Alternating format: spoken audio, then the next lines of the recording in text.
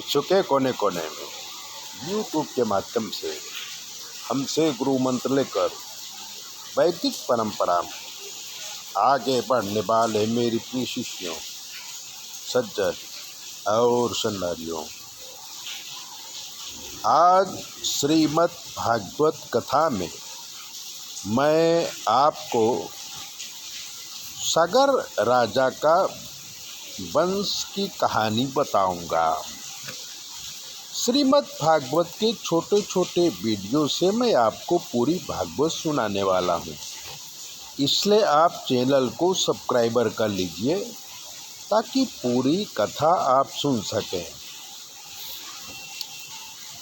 सुखदेव जी कहते हैं कि हे राजन, रोहित जी के पुत्र रोहित जी के पुत्र का नाम हरित था। हरित ने चंप नाम के पुत्र ने चंपा नगरी बसाई थी। चंप के वंश में बाहुक नाम के राजा हुए, जो युद्ध में हारने के बाद वन में चले गए थे और वहीं मृत्यु हो गई थी। तब उनकी पत्नी उनके साथ सती होने जा रही थी। औरव ऋषि को पता चला ये स्त्री गर्भवती है, इसलिए उन्होंने उसे रोका। दूसरी रानियों को पता चला तो सगर्भा नारी को जहर देके मारने के लिए उसे जहर दिया, लेकिन रानी मरी नहीं और उसके उदर से सगर जहर के साथ पैदा हुए और अपने पिता का राज्य वापस लेके राज करने लगे। सगर के पुत्रों ने सागर की रचना किए थे। सगर राजा के पुत्रों ने अश्वमेध यज्ञ किया। अश्व को छोड़ा तो इंद्र ने अश्व को कपिल मुनि के आश्रम में बांध दिया। सगर पुत्र आए। कपिल मुनि तप में बैठे थे तो उन्होंने सोचा कि कपिल मुनि ने अश्व की चोरी की है और ये दंभी है, इसलिए उनको जगाया। कपिल मुनि क्रोध से सगर पुत्रों को देखा, जिससे वो वहीं पर भस्म हो गए। वो सुमति नाम की पत्नी से 60,000 भाई थे, सारे के सारे भस्म हो गए। तब सगर की दूसरी पत्नी के असमंजस नाम के पुत्र भी घोड़े को ढूंढते हुए कपिल मुनि के आश्रम में आए तो उन्होंने राख का पहाड़ देखा। असमंजस ने कपिल मुनि की स्तुति किया तो कपिल मुनि ने उन्हें अश्व ले जाने की अनुमति दी और कहा कि तुम्हारे भाइयों की राख यहाँ पड़ी है, इसलिए गंगा जल से इनका तर्पण कर उत्तर क्रिया करो।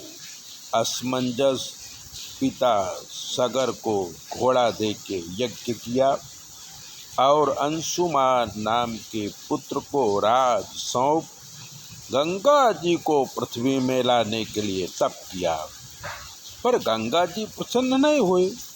अंशुमान के पुत्र दिलीप ने भी राजकाज छोड़ गंगा जी का तप किया, पर गंगा जी प्रसन्न हुई नहीं।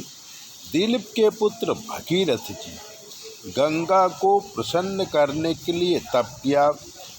तब 3 पीढ़ियों तक तप एकत्र हुआ। गंगा जी प्रसन्न हो गई, पर गंगा जी ने कहा कि पुत्र, अगर मैं स्वर्ग से धरती पर आई तो सीधे रसातल चली जाऊंगी, इसलिए मेरे बेग को संभालने वाला कोई समर्थ देव होना चाहिए। तब भगीरथ ने गंगा के वेग को रोकने के लिए शिव जी का तप किया।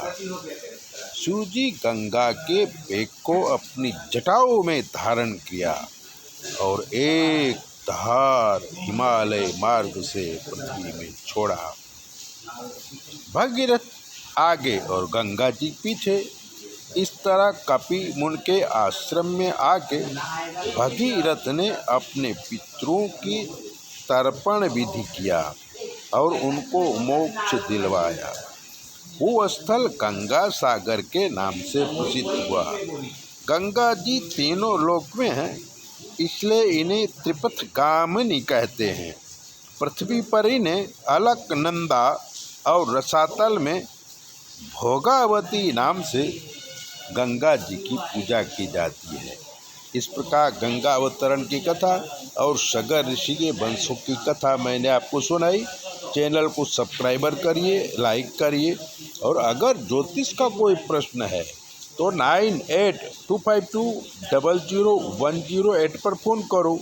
हम आपको बताएंगे कि आपके जीवन में क्या कमी है और आपको क्या करना चाहिए, जिसके करने से आपके जीवन में सुख शांति और आबादी आ सके। जय बोले, अपना ध्यान रखो।